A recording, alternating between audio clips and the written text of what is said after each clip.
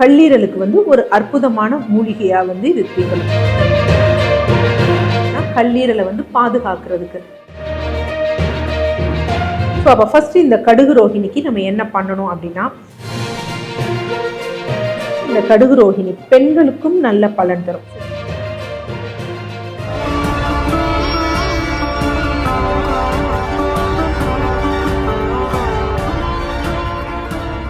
DCH viewers அனைவருக்கும் வணக்கம். தொடர்ந்து நமது சேனலுக்கு அளித்து வரும் ஆதரவிற்கு மனமார்ந்த நன்றி.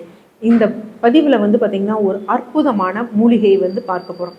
ஆக்சுவலாக சித்த மருத்துவத்திலும் ஆயுர்வேத மருத்துவத்திலும் அல்லது நமது யுனானி மருத்துவத்திலும் சேரக்கூடிய மூலிகை.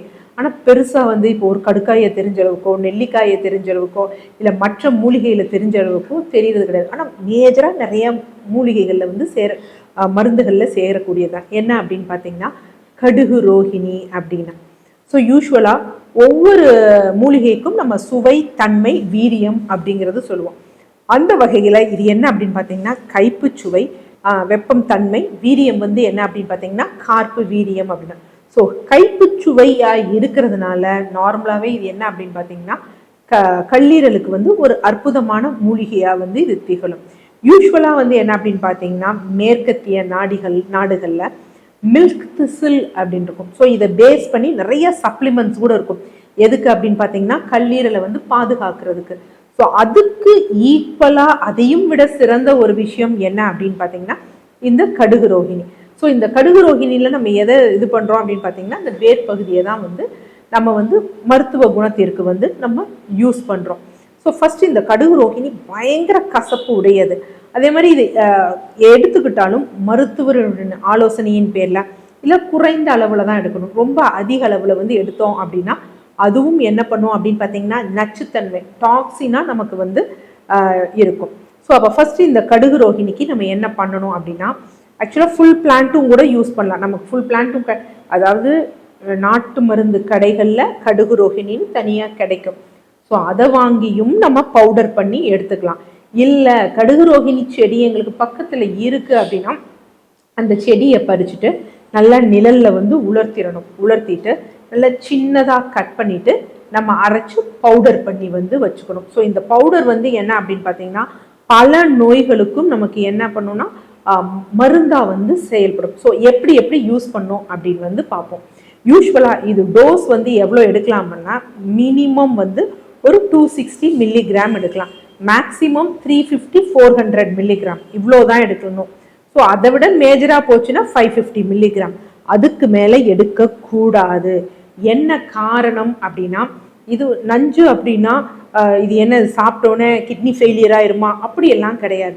என்ன அப்படின்னா ஒரு குமட்டலை வந்து ஏற்படுத்தும். அதே மாதிரி இதில் கைப்புச்சுவை அதிகமாக இருக்கனால அதிக பித்தத்தை வந்து பித்த நீரை வந்து வெளிப்படுத்தி ரொம்ப வந்து ஒரு மாதிரி கழிச்சல் போன்றவற்றை வந்து ஏற்படுத்தும். ஸோ அதனால் அளவுக்கு அதிகமாக எடுக்கக்கூடாது. ஸோ ஃபஸ்ட் மெயின் விஷயம் இது எது அப்படின்னு பார்த்தீங்கன்னா நல்ல ஒரு லாக்ஸேட்டிவாக இருக்கும், மலமிளக்கியாக இருக்கும்.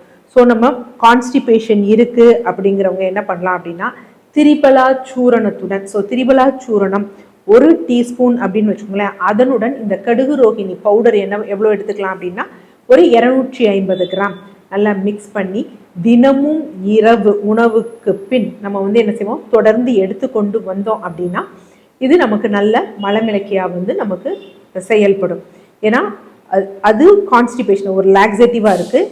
இது கல்லீரலுக்கு ரொம்ப நல்லதுங்கிறதுனால டீடாக்சிஃபிகேஷனுக்கும் இது நல்லபடியாக ஹெல்ப் பண்ணும்.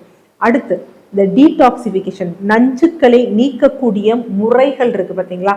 ஸோ அந்த முறைக்கு வந்து நம்ம கடுகு ரோஹிணி குடிநீர் வந்து நல்ல பலன் தரும். இதற்கு நம்ம என்ன பண்ணணும் அப்படின்னா நல்லா கடுகு ரோஹிணி.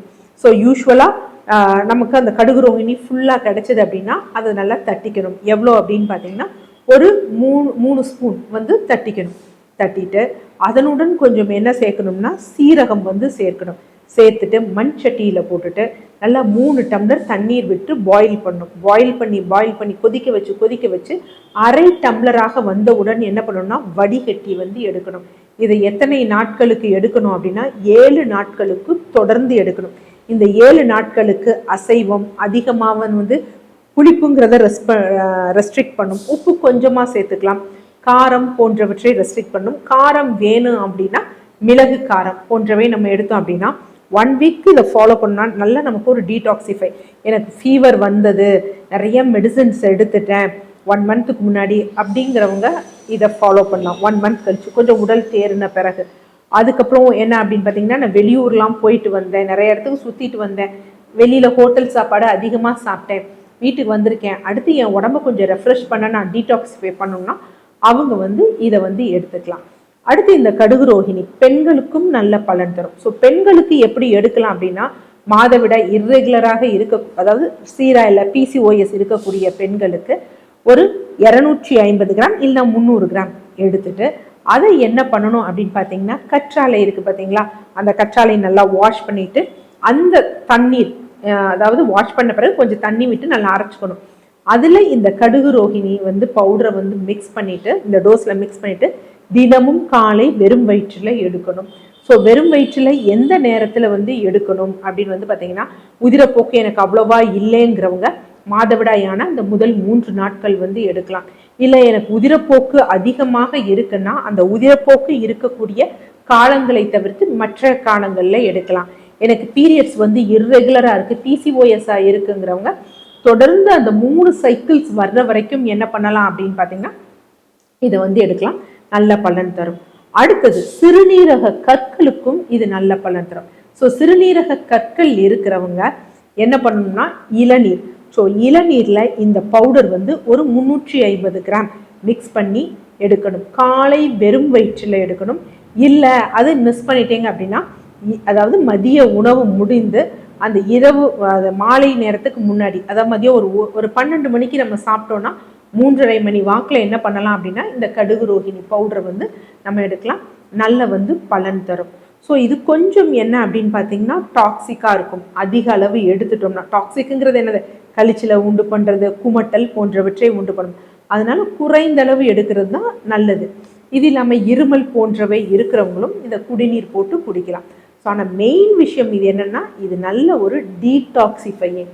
ஸோ டீடாக்சிஃபை கல்லீரலை நல்ல டீடாக்சிஃபை பண்ணுறதுனால தான் கர்ப்பப்பை பிரச்சனைகள், இந்த மாதிரி பல பிரச்சனைகளை வந்து தீர்க்குது. ஸோ நீங்களும் உங்களுக்கு சிறுநீரக பிரச்சனை இல்லை, வேறு எதுவும் சிறுநீரக பிரச்சனை இல்லை, பெரும் தொந்தரவுகள் எதுவும் இல்லை, டீடாக்சிஃபை பண்ணணும்னு நினைக்கிறவங்க வாரத்தில் 7 நாட்கள், அந்த வாரமே 7 நாட்கள் தான், 7 நாட்கள் எடுக்கணும். ஸோ இல்லைன்னா 6 மாதத்திற்கு ஒரு முறை நம்மளே வந்து ஒரு கிளென்சிங் ப்ராசஸாக இது பண்ணோம்னா நமக்கு நல்ல பலன் தரும். நன்றி.